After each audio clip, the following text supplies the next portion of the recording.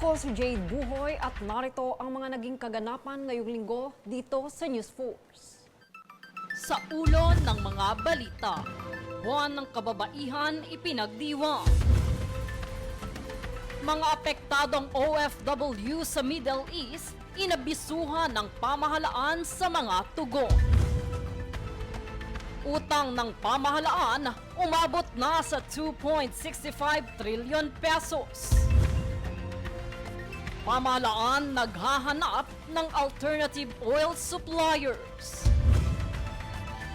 Panukalang suspensyon ng fuel excise tax tinalakay sa Kamara. DepEd, pinabulaanan ang umano'y suspensyon ng klase tuwing Huwebes at Biyernes. Patas at pantay na balita, komprehensibong ulat para sa pulso ng masa. Ito ang News Force. Para sa tampok na balita ngayong linggo, makukulay na selebrasyon at iba't ibang aktibidad ang isinagawa sa iba't ibang panig ng bansa bilang pakikiisa sa buwan ng kababaihan. Isang paggunita na kumikilala sa mahalagang ambag ng kababaihan sa lipunan at patuloy na pagsulong ng gender equality. Tungayan ang ulat dito. Ipinagdiriwang tuwing buwan ng Marso ang National Women's Month bilang pagkilala sa mahalagang papel ng kababaihan sa kasaysayan, lipunan at pag-unlad ng bansa. Nag-ugat ang selebrasyon sa pandaigdigang kilusan para sa karapatan ng kababaihan. Noong unang bahagi ng ika-20 siglo na kalaunan ay naging International Women's Day tuwing March 8. Sa Pilipinas, isinusulong ang pagdiriwang upang palakasin ang gender equality at partisipasyon ng kababaihan sa iba't ibang larangan. Bilang pakikiisa, nagsagawa ng iba't ibang aktibidad ang pamahalaang lungsod ng Pasay, kabilang ang Indak ni Juana Zumba Party na ginanap sa Pasay City. Daang-daang kababaihan at Zumba enthusiasts ang nakiisa sa sabayang pag-indak, kasama ang ilang celebrity performers at dance groups. Layunin ng programa na hikayatin ng kababaihan na ipakita ang kanilang lakas, talento at mahalagang papel sa komunidad. Mga iba't ibang programa pa na amin pong ibinibigay para i-empower ang ating mga kababayan sa pamamagitan ng mga trainings at ma-inspire din po sila. Ayon sa pamahalaang lungsod, ang ganitong mga aktibidad ay bahagi ng patuloy na kampanya upang palakasin ang kamalayan sa gender equality at inclusive society. Mga solo parents, PWDs, talagang yan ay atin pong binibigyan ng programa at mga proyekto. Sa pamamagitan ng pagkakaisa at selebrasyon, patuloy na ipinapakita na ang kababaihan ay mahalagang bahagi ng paghubog ng mas makatarungan at progresibong lipunan. Jade Buhoy, nag-uulat para sa Golden Nation Network. Abiso naman para sa mga taga-Metro at Mega Manila. Ipapatupad ng Metro Manila Electric Company o Meralco ang taas singil sa kuryente ngayong buwan ng Marso. Tataas ng 64 centavos kada kilowatt hour ngayong buwan o katumbas ng kabuuang 13.82 pesos kada kilowatt hour. Para sa mga kabahayang kumukonsumo ng 200 kilowatt hour kada buwan, katumbas ito ng 129 pesos na pagtaas sa bill ng inyong kuryente. Kasunod ito, ayon sa Meralco, ang taas singil ay bunsod ng mainit na panahon at hindi pa ito dahil sa krisis sa Middle East. Abiso pa nito sa mga consumer magtipid sa pagkonsumo ng kuryente dahil inaasahan ang muling pagtaas sa susunod na buwan dahil sa parehong mainit na panahon at sitwasyon sa Middle East.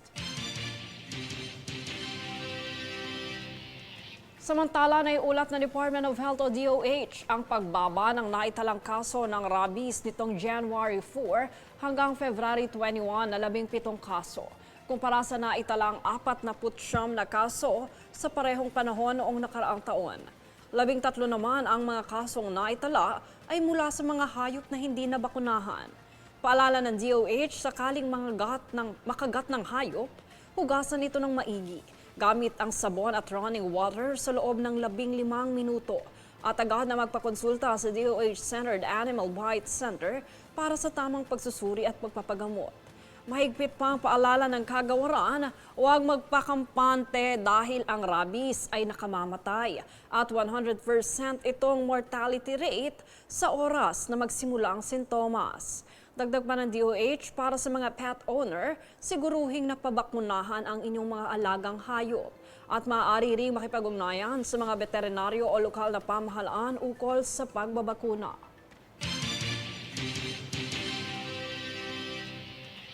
Sa ibang balita ay nahayag ng pamahalaan na kanilang patuloy na inaasikaso ang mga tugon sa mga apektadong overseas Filipino workers o OFW sa Middle East bunsod ng sigalot. Ang detalye tunghayan sa aking ulat.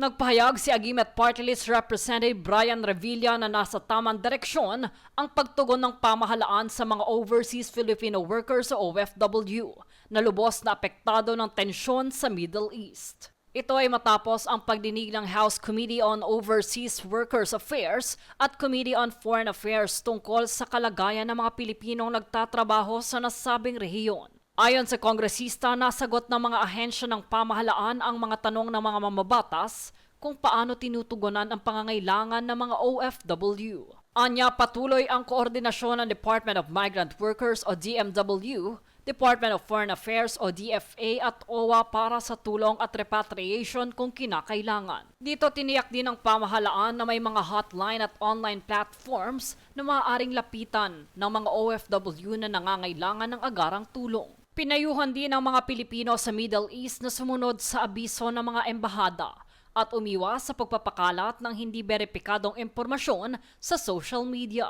Samantala, inihayag naman ang DMW na patuloy nilang minomonitor ang kalagayan ng mahigit 7,000 Filipino seafarers sa nasabing rehiyon. Ayon pa sa DMW, binigyan diin na may karapatan ang mga seafarer na tumangging maglayag sa mga lugar na itinuturing na warlike areas. Kaugnay nito, nagpahayag din ang mambabatas na mahalaga ang proteksyon ng OFWs dahil malaking kontribusyon nila sa ekonomiya ng bansa sa pamamagitan ng remittance. Kanya ring dinagdag na handa ang Kongreso na maglaan ng karagdagang pondo kung kakailanganin para sa repatriation at iba pang tulong sa mga OFW.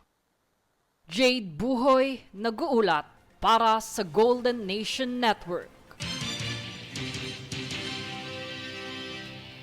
Ilalabas na ng Department of Social Welfare and Development o DSWD ang cash aid para sa mga PUV drivers simula Martes na nagkakahalaga ng 5,000 pesos. Uunahin ito ang Metro Manila at mga tricycle drivers at papalawigin din sa buong bansa, gayon din sa lahat ng PUV drivers. Tulad ng nasabi ni Secretary Banoy, na ang direktiba ng ating Pangulo ay gamitin ang lahat ng mga programa ng DSWD para maprotektahan natin ang mga mahihirap, marginalized, the poor, and the vulnerable. Sa punto na to, hindi na lang kasi sila public utility drivers, kung hindi, maituturing na natin silang mga individual in crisis situation dahil apektado na ang kanilang mga hanap buhay. At dyan papasok ang AICS or the Assistance in Individual in Crisis Situation Program ng DSWD. Marahil nagtataka kayo bakit DSWD kasi nga lahat itong mga tinukoy ni Sec Banoy, tricycle drivers, jeepney drivers, taxi and UV drivers, yung TNVS, at lahat pa ng apektado nitong pagtaas ng presyo ng petrolyo ay now considered individuals in crisis situation. So ang napagkasundoan namin ng mga alkalde ng Metro Manila at later on sa buong bansa ay by Tuesday next week, sisimulan na natin yung pagbigay ng tulong pinansyal na naghahalaga sa 5,000 pesos sa mga apektadong sektor na nabanggit ho namin. Simultaneous po yan, kaya ho nakipagtulong kami sa mga mayors ng Metro Manila dahil hihiling kami ng tulong sa kanila dahil yung mga tricycle drivers list manggagaling sa kanila mga regulatory unit ipapasa ngayong araw sa DSWD para ma-process na ho namin ang financial assistance. Tulad ng direktiba ng Pangulo, hindi na ito tatagal. As soon as Tuesday, tuloy-tuloy na hutong aarangkada hanggang sa matapos namin.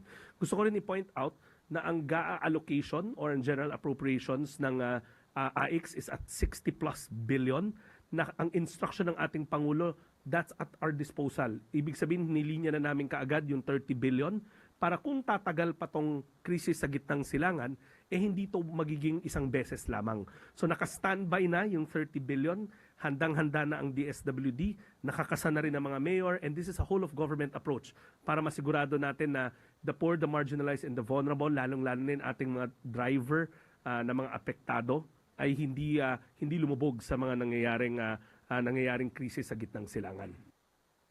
Sa iba pang ulat, sa kamakailang inilabas na datos ng Philippine Statistical Authority o PSA, tumaas sa 5.8% ang unemployment rate sa bansa nitong Enero. Ito ay katumbas ng 2.96 million na Filipino na walang trabaho. Samantala, bumaba rin ang employment rate nitong Enero na nasa 94.2%, kung saan katumbas ito ng 47.94 million na may trabaho sa bansa. 63.6% naman ang may trabaho ay mula sa service sector. 83.3% naman ang nasa industry sector, habang 18.1% naman ang nasa sektor ng agrikultura.